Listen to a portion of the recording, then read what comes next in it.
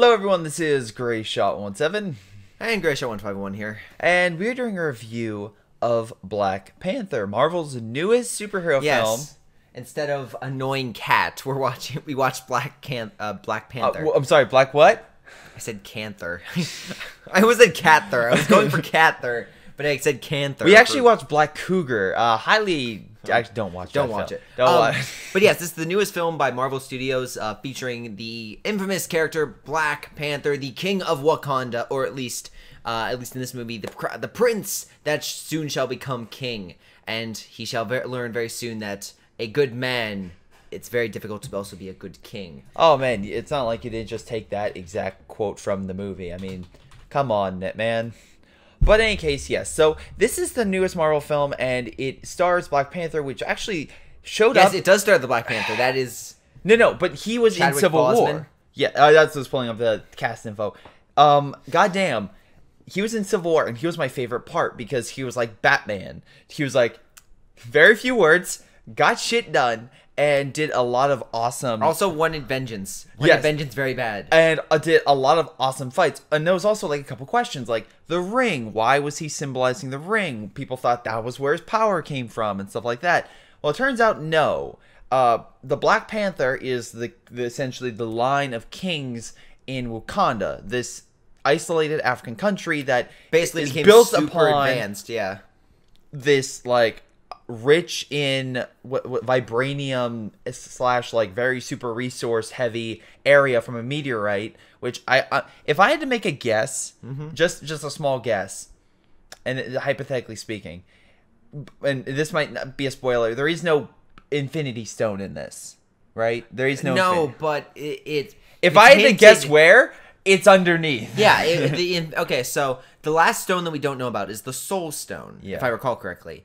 And I think that one is supposed to be Wakanda, basically because the idea is using the special flower, you can get super kinesiology, which they describe in Death Battle, is basically knowing where you're going to go before you actually do so. Also super reflexes. But it's only given to the Black Panther, or the leader of Wakanda, during these times. And because it's given to them, when they die, they essentially can be... It's very much like Avatar, where you can see your past iteration. It's kind of like that, but they're their own people. And we have to... I have my own interpretation of that, but that's a nice thing about here's it. why, is if the Soul Stone... I think, if this is the Soul Stone, then the reason why they have that connection is they have an essence of the Soul Stone. Yeah. Which is currently underneath Wakanda in a giant heaping mountain of vibranium. Yes. That this stone makes. Now, one thing I do want to say, so that's a theory, and I'll actually get to the movie. Yeah. But the whole point about this is super advanced city, isolated. No one knows that it's super advanced. Yep. And they keep themselves isolated because they don't want other people taking their technology, even though compared to the rest of the world, they're like 100 years advanced. Yeah. They're like easily 100 years past. Yep. So if Black Panther is, by the way, he's fantastic. He has more range in this film. He's allowed to have more range. It's very emotional scenes with not only scenes with his his family, which by the way, the sister, goddamn, the tech heavy sister was great. Love interest was great. The general, the leader of this bald female warrior group is just... It's basically the Royal Guard. It's like the Roman, like the Elite Legion, or like the Shanghili Elite Guards, like with the ones against the prophets. Yes. Think of those, but these are pretty much badass women with giant spears. I'm gonna butcher these names. Okay. Danaya Gurari, who plays Okoye. I'm gonna butcher that name, but thumbs up. You were awesome. And also, Latita Wright was Shuri, the sister, which also... Favorite part of the movie. Oh my god, she was great! She was... Chadwick Boseman and her had such a good chemistry, because you believe they were brothers and sisters. There was this one moment... Did you find it funny that they put the PG-rated Deadpool trailer that they didn't have the middle finger go out, and then in the movie, she gives the middle finger to Black Panther? I'm like... Bravo. And the mom, I like how the mom also knows, like, she just like calls her name and then she's like, aw. Yeah. But yeah, they felt like siblings, and those two I liked. The female leader of the guard was also great. Honestly, that's why I talked about the general. Those were my personal favorite characters, other than the villain with Michael P. Jordan. There are two, or technically 3 villains. There are 3 villains in this film. Holy crap, they do it way better than Spider-Man. There's 4 villains, technically. Well, okay, so you got, first one, we'll do the major one. Killmonger. Michael B. Jordan is Killmonger. Fantastic. Thank you. Not only, he is easily one of the best Marvel villains, hands down, because you tweak one aspect of his backstory, just one, and you could easily have a superhero story. I'm not even joking. Literally, it's neck and neck with a hero story, except for the fact he's like, no, but I'm just gonna switch things in the world. That's the only aspect. Otherwise, everything he does, even his perspective, is a hero story. Yeah, it's Marvel. Congratulations, you did it. It only took you 18 movies, but you got it. But on the flip side, we get more of Claw by Andy Serkis. Oh my God, who is again great? Andy Serkis does no wrong. Yes, he is. He can play an ape. He can play Godzilla. He can play a hobbit that's been deformed. He can also play. There is a list of mercenary. There are a list of actors that I will watch. And enjoy their movies. Yep. It is Bruce Campbell. Yep. If he is in something, it makes it better. Yep. If it is this guy, Andy Serkis, it is John Goodman. Yep. I will say. Can we also say Forrest Whitaker in this was also fantastic as Zuri, like the old. Yeah. Let me get a little over eccentric, but to be fair, he sticks to the dramatic role a lot better than Rogue One. Yeah. Oh my God, that was not good. He did a lot better in this. Yeah. But no, there's quite a few actors. And also, I love the always world. like seeing it. Plus, if you get to show up in the movies. Yeah. I love the world. Also, Martin Freeman. Sorry. Yeah, we forgot. Martin Freeman. Also really good. Yes. Yeah, he's kind of like the fish out of water You see him, you're like, oh, there's Martin Freeman. Wait, what's he doing here? Yeah, it's like, because he was building Civil War as well. Yeah. Because that was his first appearance, and it was a very nice introduction to the character. Even though they're set up in that, you don't need to see Civil War. This is very standalone. There's so many characters that are set up in Civil War that are shown off later. It's great. Yeah, and to be fair, they're done right there, and they're done really well here.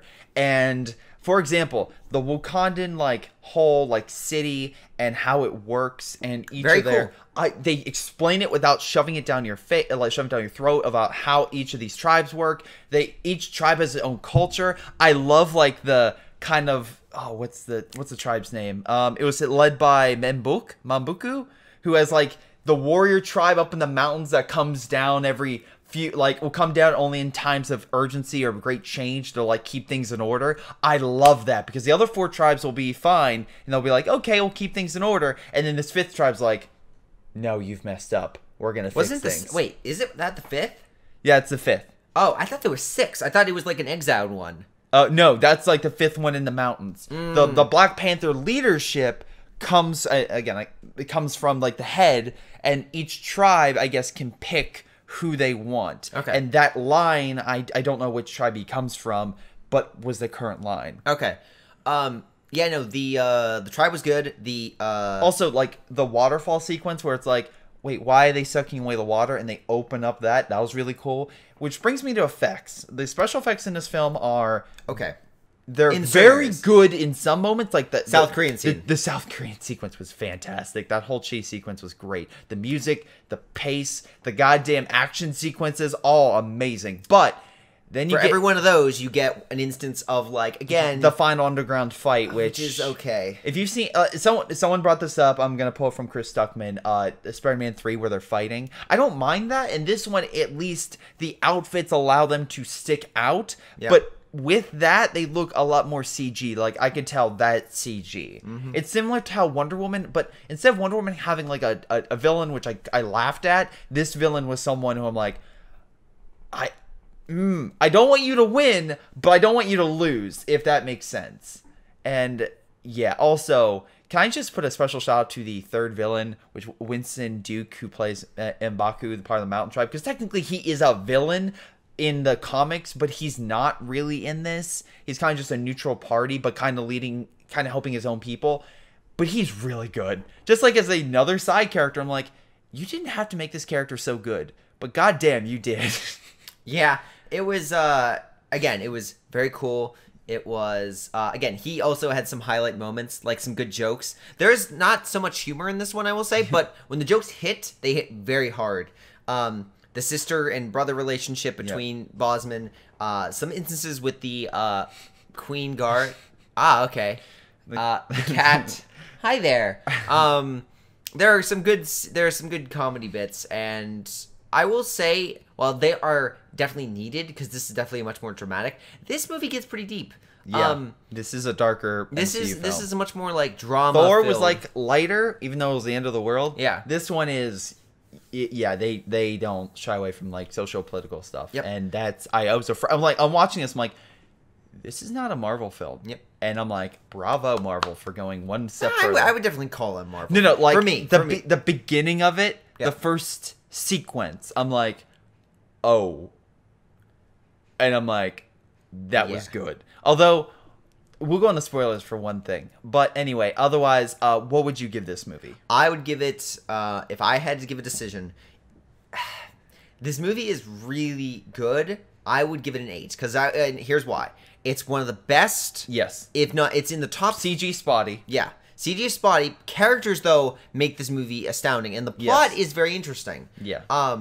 The action is good and great in some areas. Yes. But the major thing holding me back definitely is the CGI and a few and a few bits of it does everything right, but and while the plot works, I wish the thing and the environment works. I wish the fights, some more of the fights could have been even better, and there were just certain aspects I didn't like. For instance, the final fight, like you may know. Yeah. But when it comes to solo films for Marvel, I would say this is easily top 4, if not top 3. Because for me personally, Iron Man and Guardians of the Galaxy still beat this. Yes. But for me, Captain America is like just tied with it because I love that main character's so good. This is a better put together film than that movie. Oh, easily. I relate more to Captain America, and that's just. But that's the thing. This movie is also great because it's very much a movie that's like, well, it is cool to have like, the arrogant asshole of Tony Stark or whatnot. Yes. Having this kind of sly, intelligent, badass kind of character, very much a Batman-esque kind of character come into the Avengers. He's not Batman, but No. But I mean, is like he's much more stealth-oriented, like he's much more focused, kind of like Black Widow and Captain America fused together. I also love this whole sequence where he's fighting rebels and they're shooting bullets. He's just like they're shooting at his face. And he's just like, eh. Yeah, and it's just like swats it away. And by the way, he does kill people. I'm like, okay, at least he's not like he's just chopping people up. I'm like, bravo. And same thing with the general warriors. I'm just like, you see one in action, and then you see a lot in action, and that's kind of been building up to all these like warrior basically like guards. Basically, in the battle in which you get to see. And I'm like, action. They lost one. Like you see one go down, and they all just go into frenzy mode. Like, how dare you? Yeah, how dare you? And it's just like, I like that because it's better than just chopping down guards left and right. But in any case, yes, I personally am going to give it a 9 out of 10 simply because of the fact, like, again, only spotty CG, and I wish this movie was longer. If that's the only 2 major issues and a couple little pacing things here and there with some characters leaving and then coming back, if that's the only thing, I can't diminish it that much to an 8. But in any capacity, it's getting to spoilers. Stan Lee is an awesome cameo. Fantastic once again. Cameo. The underground fight sequence I wish could have been done better, but the final moments of him seeing the light, I really enjoyed that cinematography and just that scope. He hasn't really seen the light. Killmonger being the uncle, or like I guess son of the uncle character. Cousin, sorry. That I enjoyed because that brought a lot more personal, and once again, kind of showing like very easily he could have been like the outsider trying to come in, which would have been a hero story. And except for the fact he wanted to cause revolution around the world, just that. But Andy Serkis dying, I did not expect that. I did not expect that one either. And I was like, oh god. I actually kind of was mad at it, but until it was essential to the plot, I'm like, okay. Yeah. I'm like, oh. I was only mad that because I knew there wouldn't be any more Andy Serkis. Because I'm like, damn it, he's cool. If he did need Andy Serkis until later, that's the only thing. It's just like, why did you kill him later, not earlier? That's one question. Because he needed the body, and he needed them, like... I guess he was trying to get Andy Serkis to give him the location of Wakanda. Maybe try to buddy up with him.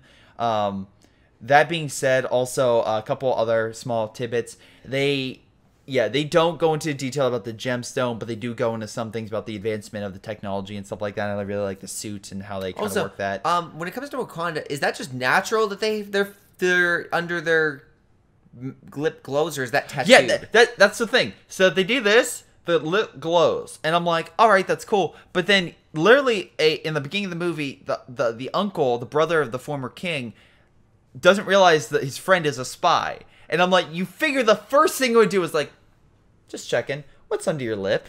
I mean, just check. To be fair, you wouldn't think that you wouldn't think there would be a spy of a spy. Yeah, but I just like, as soon as that happens, like the guy gets up, does the lip thing, and goes over to King's side, and the guy's like, you traitor. I'm like, well, you're the guy who didn't check it. And I'm just pointing that out. But he probably, again, you wouldn't think that your own country is spying against you when you're on a spy mission. That's like in Mission Impossible. If they sent him to Russia and they sent him a second spy, but it turns out that the person next to him was actually spying on him, not Russia. It's like, what? When he was in America, how did the dentist office go when he goes in? All right, let's check your cavity. Ooh, what's with that tattoo on your lip? It's like, oh, nothing. Actually, don't mind me. Yeah, that's true. Huh. I don't know. I guess it's a tattoo, like Avatar, I would assume. Yeah. But overall, highly recommend go check out this film. This is probably the second best film I've seen this year so far. Best is still Paddington 2.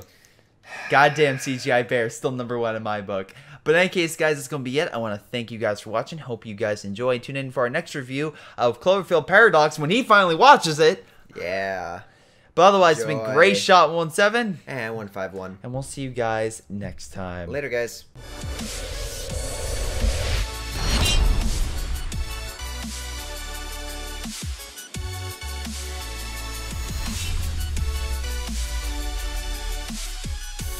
Before this video ends, I want to give a special shout out to my Patreon supporters like Ace, Leo, Tim, Sean, Sejones, and Nick. Thank you guys so much for your awesome support, and I'll see you next time, guys.